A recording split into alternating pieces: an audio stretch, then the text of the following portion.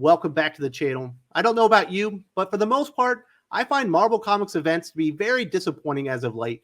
Even Devil's Reign, which I thought was pretty okay, didn't feel like an event. It felt like a Daredevil story that probably should have just been in the Daredevil title, and they probably should have renumbered it. The two Donny Cates events, I guess, weren't the worst thing ever, but are they really memorable at this point? I mean, House of X, Powers of 10, there's no denying that. That was absolutely great.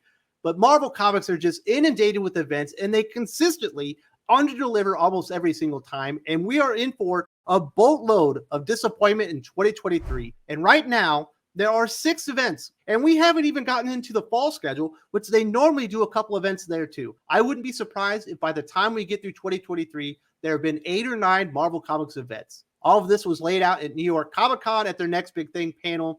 Like a lot of Marvel Comics fans, I don't think the thing holding Marvel Comics back in 2022 is there weren't enough events yet. You know what I mean? I wasn't going, man, Marvel Comics would be super dope. It'd be so hot if they got more events. They already can't handle 4 or 5 crossover events happening in a calendar year. How are they going to handle 8 or 9? This is absolutely ridiculous, and I got all the news for you right here. Marvel Comics mapped out its plans for 6 editorial events scheduled to take place through summer of 2023, including 2 previously unannounced at New York Comic-Con. Avengers Assemble, written by Jason Aaron, will tie together Aaron's work on 3 different series: Avengers, Avengers Forever, and Avengers of 1 million BC in one unified saga. X-Men Spider-Man crossover Dark Web in December. Sins of Sinister shows the dark future from Mr. Sinister's machinations, debuts in January. Captain America Cold War brings together Steve Rogers and Sam Wilson's storylines into an event launching in spring of 2023. Next up is the previously unannounced Summer of Symbiotes, spinning out of titles like Venom, Carnage, and Red Goblin, launching in summer of 2023. And the last of the run of events that we know of in 2023 is Fall of X, launching in the summer, in which we find out if the X-Men were right when they hoped that Krakoa would last forever. So think about this. We're in an Avengers X-Men crossover right now called Axe Judgment Day. We already know about Spider-Man X-Men crossover Dark Web, so they've already promoted another event. After that, we know about Sins of Sinister, the 3rd X-Men event, while we're still in the first one. And now we know about Fall of X, the 4th X-Men event that we know of while we're still in the first X-Men event. I wonder why none of this stuff ever catches with people. Not to mention, it's also an Avengers crossover, and we've already announced there's another Avengers event coming up. I wonder why no one takes the stakes of these events seriously, because these events are rendered meaningless. There's no room to breathe. There's no room to experience the consequences or the stakes or the ramifications that happen in the event within the shared continuity, which is the way it's supposed to happen, because they're always keeping their eye on the next event. I don't know why Marvel Comics has decided that the Brian Michael Bendis breadcrumb event strategy, where you just have an event that strings into another event that strings into another event, is the way to go and keep people happy. We've seen the diminishing returns as far as event sales. Now they have to do more events to get the sales that they used to get in 2 or 3 events in a given calendar year. Rather than recalibrate, realize we've made some mistakes with our event scheduling and the way that we're rolling these things out. Maybe they're not hitting hard enough. People don't feel like they need to invest in the events because there's so many of them. They're always going on at the exact same time. Let's actually do more of them. Let's have more events happening simultaneously. Absolutely ridiculous on the part of Marvel Comics, but it feels par for the course at this point. If you've been a Marvel Comics reader for the past 10 years, you absolutely know that they always have to have more. It's never about quality. It's always about quantity. Sun's out, tongue's out. That's the remarkably silly catchphrase for Marvel's just announced summer 2023 event story, Summer of Symbiotes, revealed at the Marvel's Next Big Thing panel at New York Comic-Con 2022. According to Marvel's announcement, spinning out of titles like Venom, Carnage, and Red Goblin comes a slew of new symbiotic stories. Get ready for the return of old faces, the debut of new symbiote heroes, and exciting shifts for iconic symbiote stars. It's a season of symbiote insanity.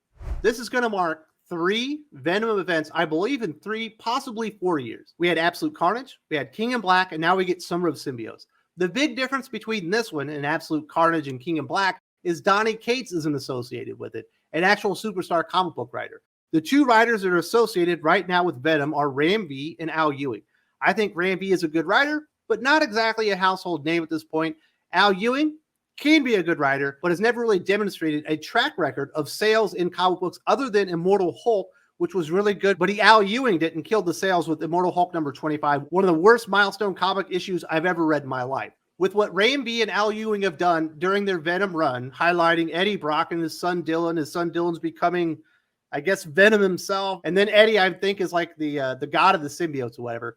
Does that actually warrant a big old crossover event? I would say no. I understand that the sales on Venom are actually still quite strong. It's maintained its spot in the top 20, which I think is a real testament to the popularity of Venom and the fact that Al Ewing and Ram V really haven't dropped the ball. But I don't see a lot of people going, you know what? I need to read Red Goblin now. Now I want to read Carnage, and now I want to see them all crossover. I just don't see the appeal really being there. But they need an event. Venom is actually selling, so I guess that's why they're going to do it. But it feels like they could have taken a couple more years off before they did the next Venom crossover event. In summer of next year, Marvel will move into the next chapter of the saga that started with House of X, Powers of 10 in 2019, continued into Dawn of X in 2020, then Reign of X in 2021, and into the current Destiny of X editorial era, with the next chapter titled Fall of X, quote, the X-Men hope Krakoa would last forever. Time to find out if they were right, unquote. Great, we're going to get another bastardized version of Jonathan Hickman's big ideas that he was going to actually lay out in his 3-year plan, what he had for X-Men when he took over. Of course, he was driven away because of all these stupid initiatives. They never wanted to leave phase 1 when they were supposed to, so he jettisoned. And now we're getting a very watered-down, lame-ass version of Krakoa, which quite frankly is past its sell-by date. Perhaps Marvel Comics knows this, and this truly will be the fall of Krakoa and this stupid-ass era of X-Men, and they're going to reboot or relaunch the X-Men franchise, which they need to do. If you look at the sales, they're not very good. There's a couple of titles that aren't doing too bad, but the flagship X-Men comic should never drop out of the top 10, and it's barely sniffing it right now, even though there's a big crossover event that we're supposed to be coming in and reading it for. Please, God, allow a little bit of sanity in Marvel Comics under C.B. Cebulski and X-Men group editor Jordan White, and they just kill the damn thing. That's what it needs. That is the fate that Krakoa and the entire Krakoan era needs at this point. Just end it and do something new. Even shill websites like CBR are reporting out that the Krakoan era of X-Men is over. It's a failure. It's time to move on and get back to traditional X-Men stories and start doing something with the characters that readers actually want. Unfortunately, Fall of X, which obviously sounds like Fall of Mutants, got to keep borrowing titles from things that were popular in the past, I guess. That's their entire strategy for their line. That was not the only bad news coming out of this from Jerry Duggan. My goodness. It actually got worse. Writer Jerry Duggan revealed Fall of X will take place sometime around the next Hellfire Gala event, the annual party in which the mutants of Krakoa invite visitors from around the world to come to their island nation. The Hellfire Gala, which has now taken place twice in Marvel Comics, traditionally includes the election of a new X-Men team. If you need 2 pieces of evidence why this era of X-Men, the Krakoan era, needs to die, go read the 2 Hellfire Gala events. They're absolutely atrocious. They're unreadable. The only reason people buy them at this point is because of the variant covers. Apparently, there are enough people that are interested in seeing the X-Men in drag and looking just fabulous on the covers in all their new X-Men outfits for the Hellfire Gala to warrant the 3rd version of this stupid event. The first 2 events have been absolutely trash. They're terrible. I don't know why Marvel Comics keep doing this to me, but I can tell you, these are a lot of the reasons that Doc no longer reads new comic books. I'm going to be talking to him about that on Monday. You're definitely going to want to check out that video. In the meantime, Doc and I have already talked about this problem. There are way too many X-Men events specifically. We talked about how every time we're in the middle of an X-Men event, they're always promoting 2 or 3 new X-Men events.